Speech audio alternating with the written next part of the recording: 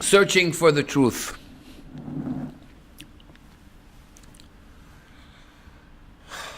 I think they wrote a song about it. Sincerity is a very difficult thing to find.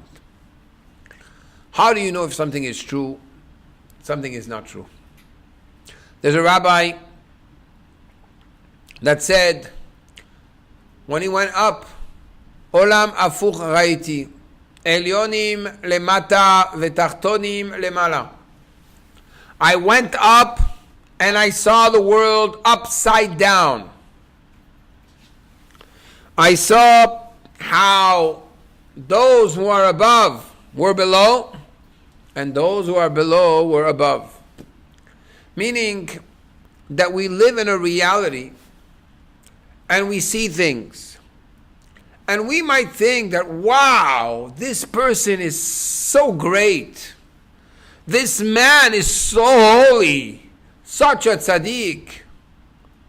And look at somebody else and say, oh, this person is so lowly, so far away from God, so disconnected. When really, it could be the total opposite. The Baal Shem Tov, one day, turned to heaven and he asked, who is going to be next to me after 120 years? And they said there's this man by the name of, I think it was Feivel, that lives in the forest and he is going to be next to you. So the Baal Shem Tov went on a journey and he went in that corner of the forest, started asking, Feivel the Tzaddik. He says, Feivel the Tzaddik? We don't know any Feivel the Tzaddik. We know Feivel the wood chopper. Okay. He goes in the forest and finds him and says, are you Feivel? You're Feivel, the son of Shlomo? He says, yes, that's me. Okay, look, I would like to stay by your house. He says, I don't have place for me to stay in here. You can't stay here. He says, yes. Okay, 2 rubles. And he made him pay, 10 rubles. Baal Shem Tov was shocked, but he paid. He wanted to find out, who is this man? Maybe it's a hidden, righteous, holy man that nobody knows about. A hidden tzaddik. So, he spends the night there, and he sees the man is eating, and the man is big. Okay, the next morning, he goes, and he figures, you know what, I'm going to catch him. Maybe in the middle of the night, maybe in the morning, he's doing some special incantations. Maybe he's very connected to God. He's a holy man. Nothing. He says, can I stay another day? He says, it's going to cost you. And he pays again. Eventually, he spends the whole week. He spends Shabbat. The whole day. He doesn't stop eating and eating. I can't say it enough.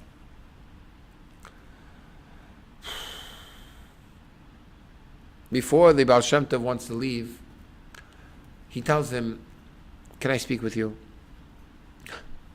Why do you eat so much? Tell me. And the man told him, look, my father was a very skinny man. He was a very tiny man. He barely had some flesh on his body. And during a pogrom, he was taken and he was put to the stake. He was attached to a tree. They put him on fire. And when he died, it didn't take a few minutes. He was up in flames, up in smoke, and gone. He says, when they catch me, I'm going to burn, and it's going to take forever, and everybody will see that fire.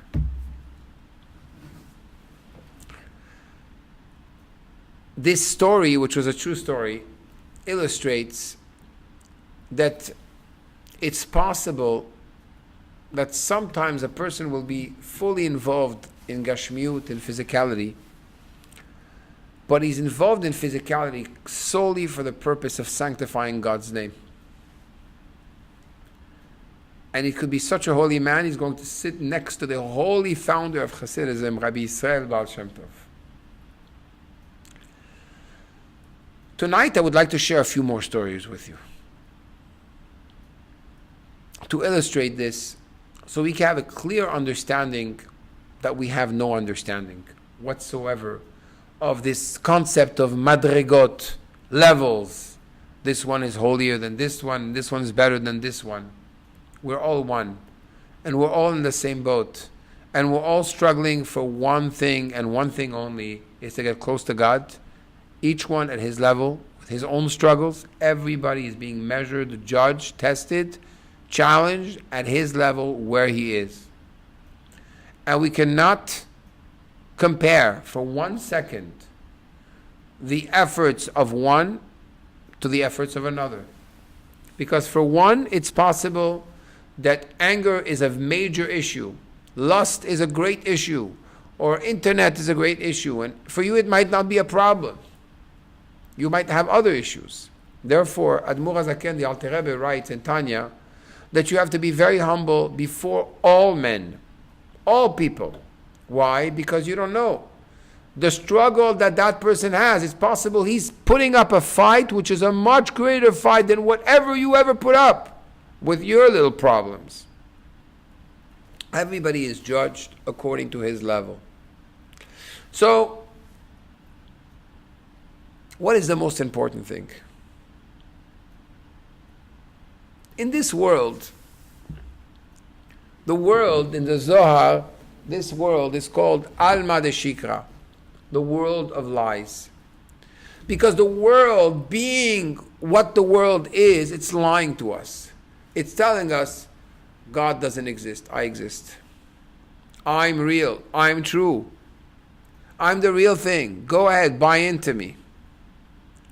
When really, scientists will explain to you that everything is made of atoms, and around the atom there's an electron.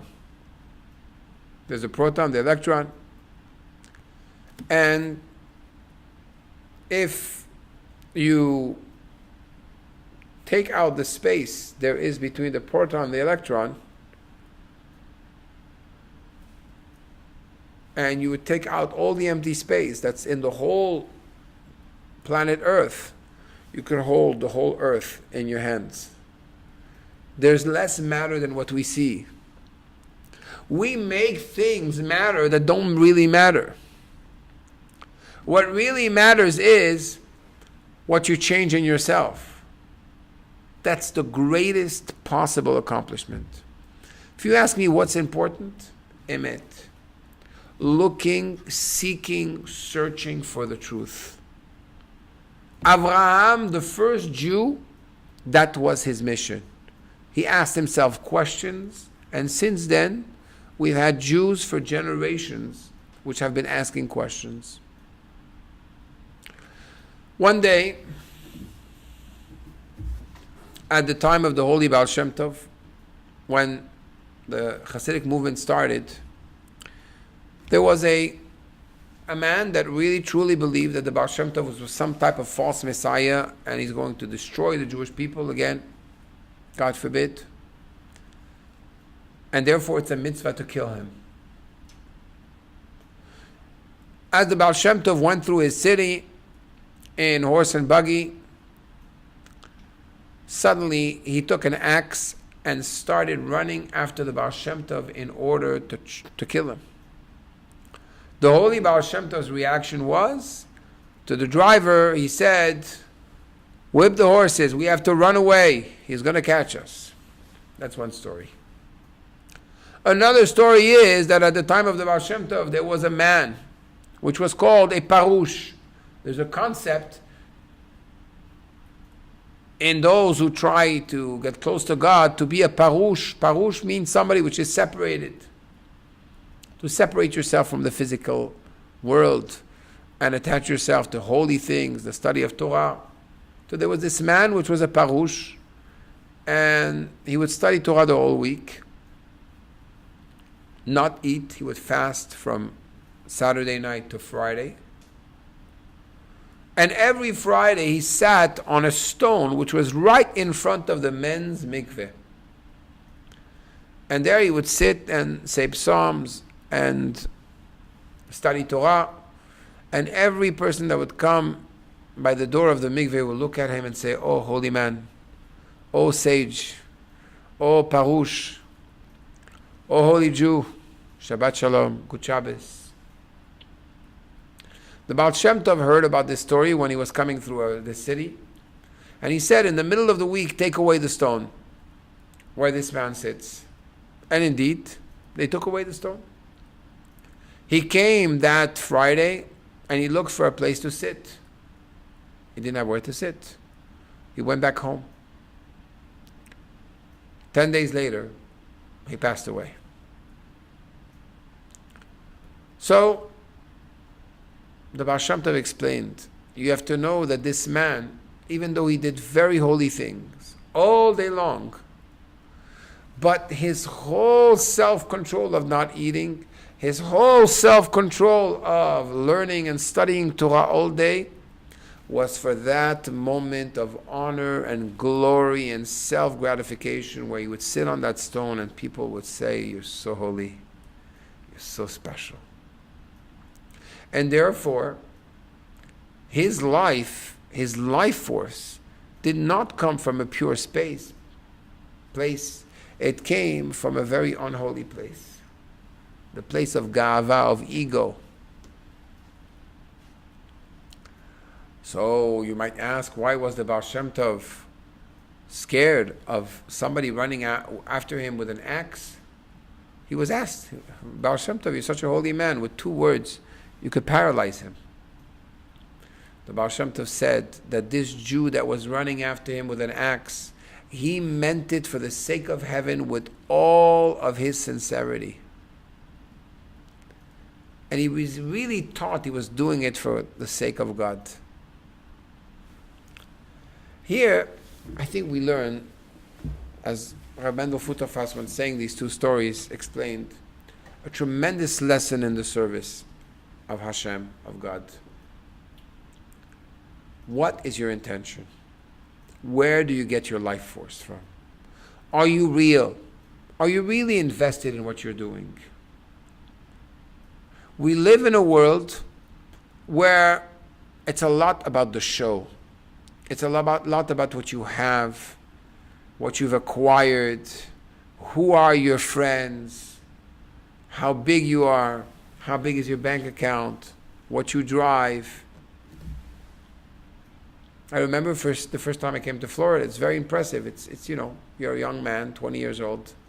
You look at the palm trees, the nice cars, and the big mansions, and you say, wow, this is the life. Till you realize that this is not the life. The Yiddish Reichtum, the Jewish wealth, is not in houses and cars. The Jewish wealth is, are your children going to be Jewish tomorrow? Are your grandchildren going to be Jewish? Are you really connected to God? Are you imprisoned by materialism? Are you spending your day looking forward to the next vacation all the time? Looking forward to the next experience? To the next enjoyment? To the next trip? Are you consistently with your earphones trying to listen to something, to see something on social media, trying to communicate to the world something? Be an Instagram star, superstar?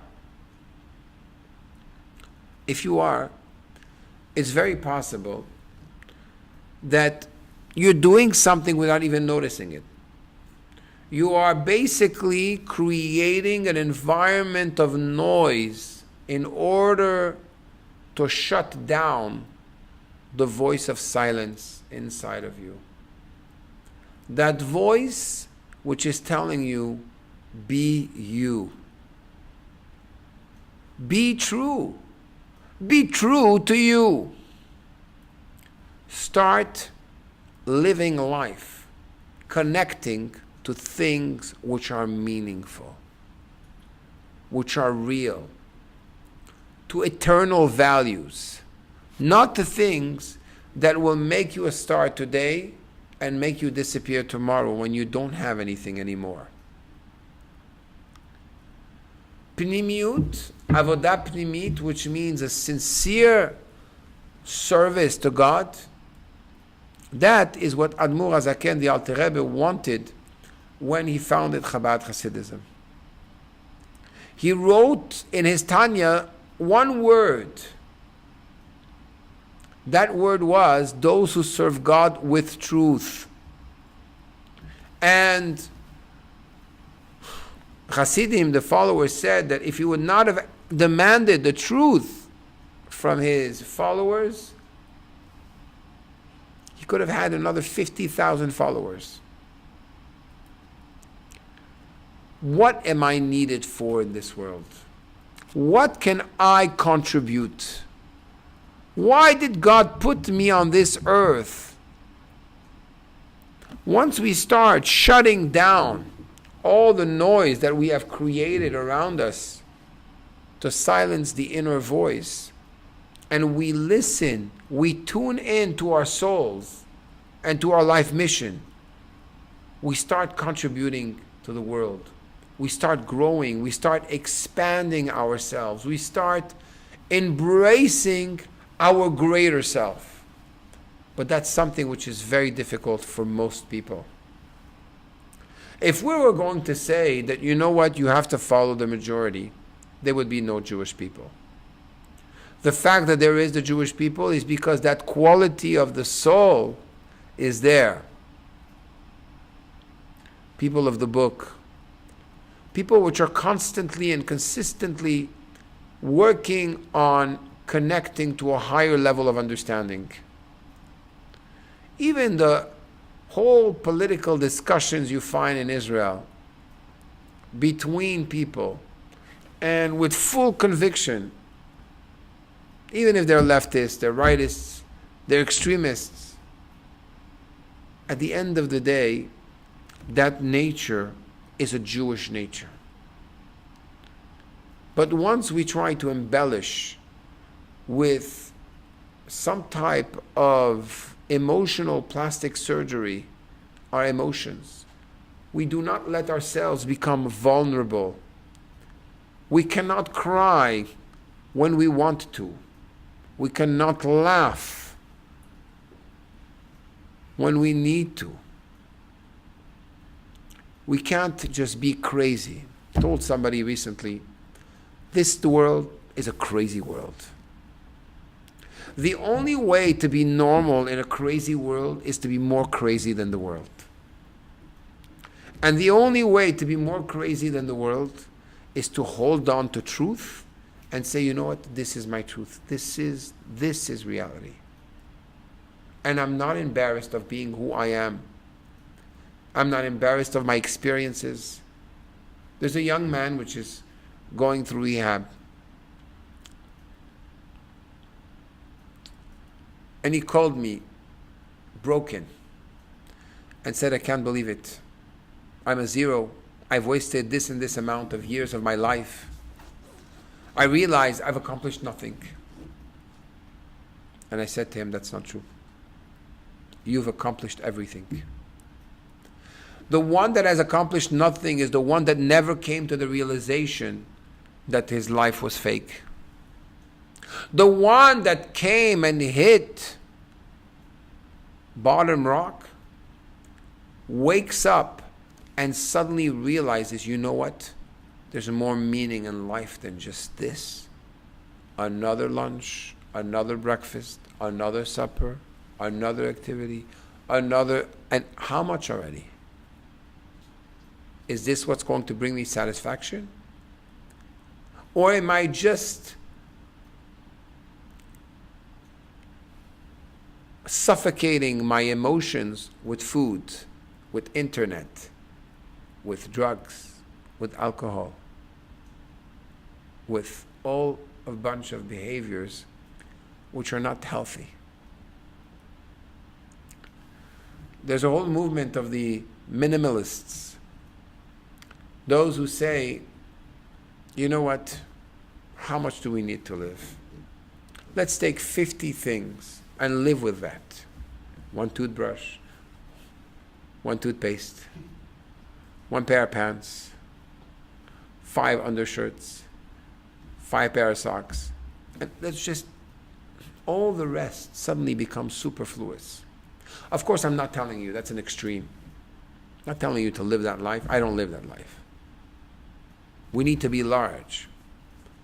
But in the process of being large, we can't have the large make us small. Our sages teach us a beautiful wife, a beautiful house, and makes the mind of a person large, bigger. A pleasant environment opens the mind of a person. So yes, you can have it all, but all can't have you. You cannot be imprisoned. The one that is truly free, the one that's truly free is the one that's true to himself. The one that could say, you know what? I have this. I don't need it.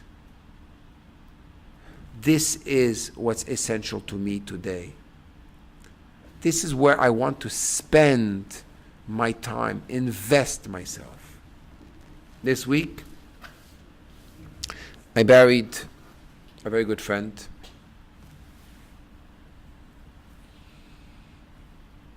A very wealthy, successful businessman that taught me a lot. His name is Shlomo Alevi ben Chayke, of blessed memory. And I remember as a young man, I went to see him once and I asked him business advice. How did you become successful? He lived in immense poverty and started working when he was 8 years old. He told me 3 things, Rabbi. A, you have to be honest. You have to be real. 2, always go for the underdog.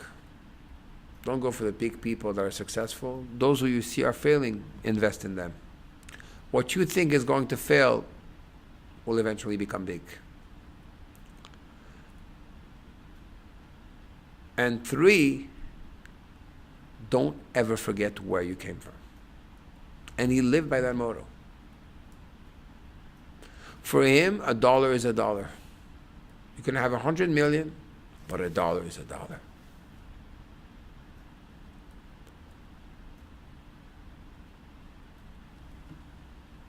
At the funeral, which was attended by over 400 or 500 people,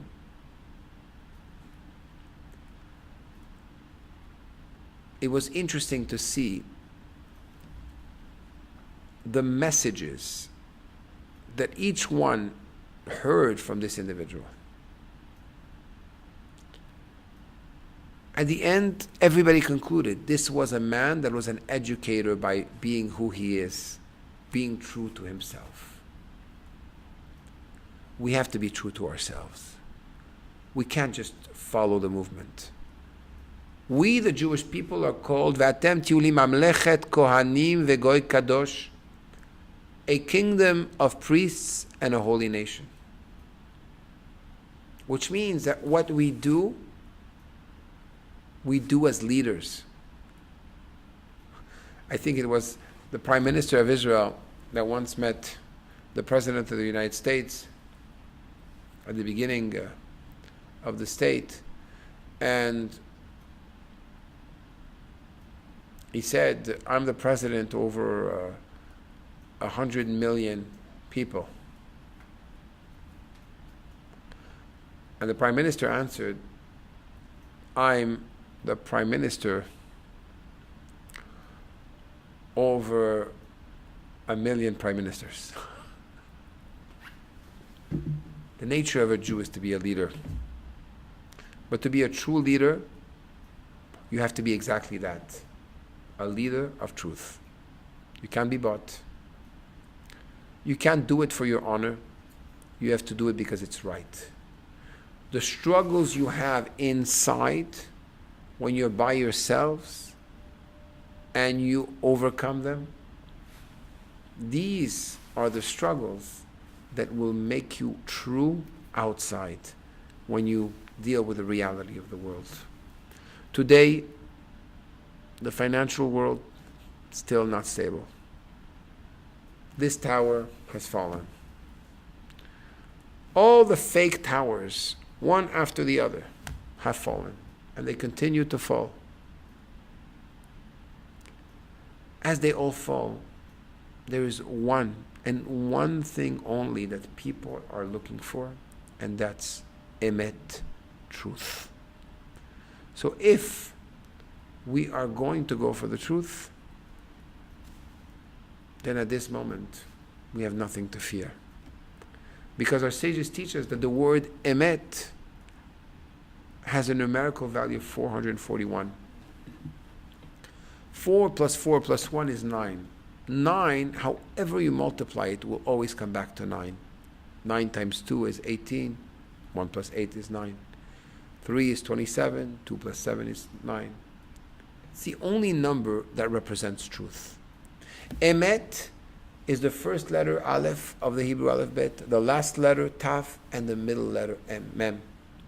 The word sheker, a lie, is actually 6. It's the opposite of the 9. And sheker is Shin, Kuf, and Resh, which are 3 letters which are one right after the other. Our sages teach us why. Because to find lies, very tangible, very easy. But to find the truth, that's very difficult. To find somebody that's ready to say, you know what, I'm going to stop my activity on Shabbat. Oh, but what are your friends going to think? I'm going to be free. I've decided to be free. I don't care about what people say. I'm going to be. Wow, you're a free person. You're true. We want to be true too. People will challenge you. Do you really mean it? So, my message to you, which is really my message to myself, is if you're going to do something, get invested fully. The Duvno Magid said there's 2 ways to play darts. One way to play darts is you have a dartboard, you have the target, the bullseye, and you try to get the target. Another way to play darts is to put the dart in the wall and to draw around your dart. Let me leave you with this question. How do you play darts in your life? Thank you.